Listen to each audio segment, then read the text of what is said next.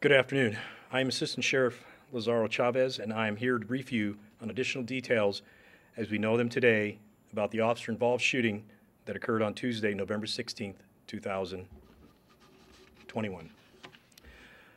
This is officer-involved shooting number 9 for 2021. Non-fatal number 4. The same time last year, we were at OIS number 17 and non-fatal number 8. The officers involved are, the first officer is Jeffrey Burr. He's 34 years old and has been with LVMPD since 2009. In this incident, Officer Burr was armed with a Glock 17 9mm handgun equipped with a tactical light. The investigation revealed he fired 13 rounds during the incident. The second officer is Demario Simmons. He's 29 years old and has been with LVMPD since 2021. In this incident, Officer Simmons was armed with a Glock 17 9mm and was also equipped with a tactical light. The investigation revealed he fired 6 rounds during the incident.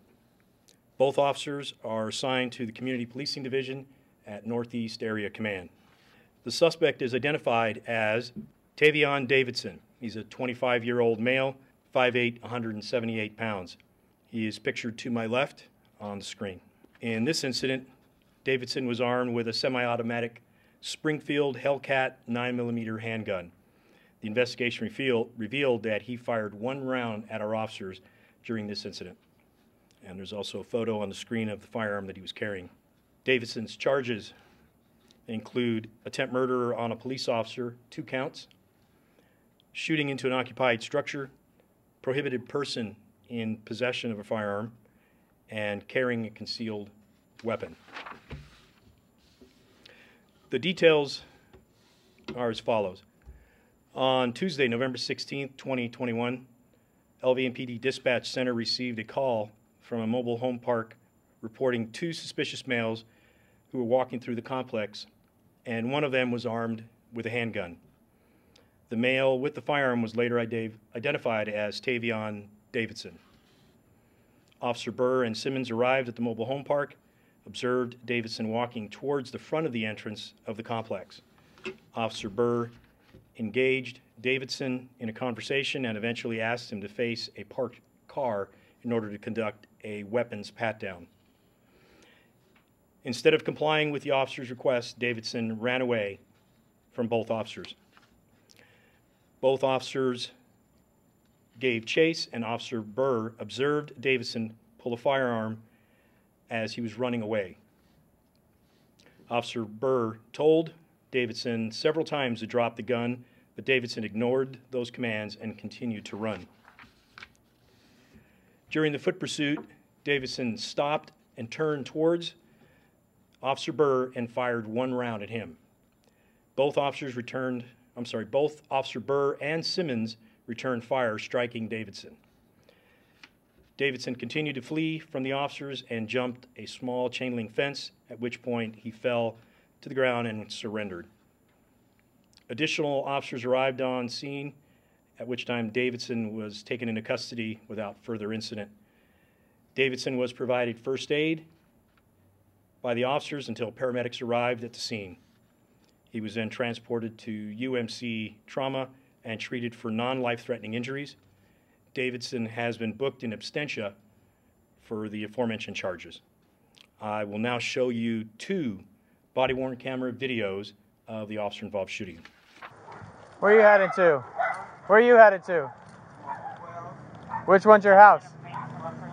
The first one? Can I talk to you for a minute? Come on over here. What's that? What's that? Come. All right. Come on over here. Face the car. Turn around. Let me make sure you don't have any weapons on you. You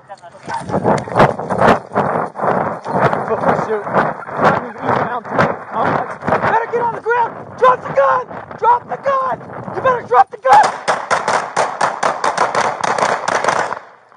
444 shots fired. He's running northbound. You'll see in this slow-down version of the suspect crouching down and firing at the officer. There's a little better picture of him. This is the video from the second officer. Let me make sure you don't have any weapons.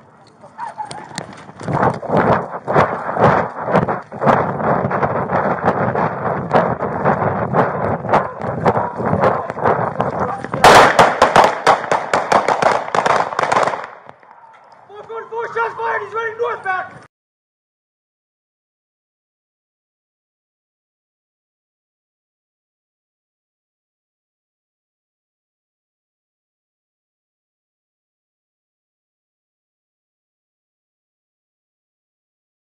Okay, this concludes the briefing. Are there any questions? About how far was the suspect from the officers at the time that he seemed crouching? I think that was about 24, 25 feet. You say the suspect fired 1 round, correct? Yes, he fired 1 round in that still picture. It shows him in the low ready position, and he's firing at the officer. You can actually see the smoke from the firearm as he shot at the officer. Yes, sir. Was anybody inside the mobile homes that were kind of in the line of fire there? What kind of damage was done to those? Good question. Yes, the round that was fired by the suspect actually struck a trailer that's directly behind the officer, and there was a person inside. What about the ones that were in the behind the suspect? The ones behind the suspect, there was a trash can and I think an eave at the very top of the trailer up there that was struck. Any other questions? All right. It was after the shooting that he continued to run and jump over a fence, right? Yes, after the shooting. This is him running away after the shooting. Okay. And you said there was a call for 2 suspicious males. What happened with that second male? The second male, we did arrest a second person, but we still are not completely sure if he was the one that was involved in this event. We're still in the process of interviewing witnesses, and he's not being cooperative. The non-life-threatening injuries, were they due to the fall? Were they due to the shots fired? Were they due to both? How many times was he hit? The non-life-threatening injuries were from gunshots that he received, yes. Do we know if Davidson lived in the area? We heard the officer say, what home are you going to? Yes, Mr. Davidson was connected to trailer number 1, which was nearest the entrance to the park. Any priors for him at all? We'll release that information at the conclusion of the interview here, and you'll all be provided with that. They said suspicious activity. He didn't live in that trailer park. Did you get details as what suspicious activity the callers were? Yes, the suspicious activity was that the male was walking through the complex holding a firearm. So this is an extraordinary display of bravery by our officers, and I want to make sure we pointed that out. Unfortunately, we continue to deal with this sort of violence against police officers across the country and certainly here in Las Vegas. And we were able to apprehend this suspect safely before he was able to hurt anybody in the complex. So thank you all for your time, and if you have any other questions, you can contact the CIO.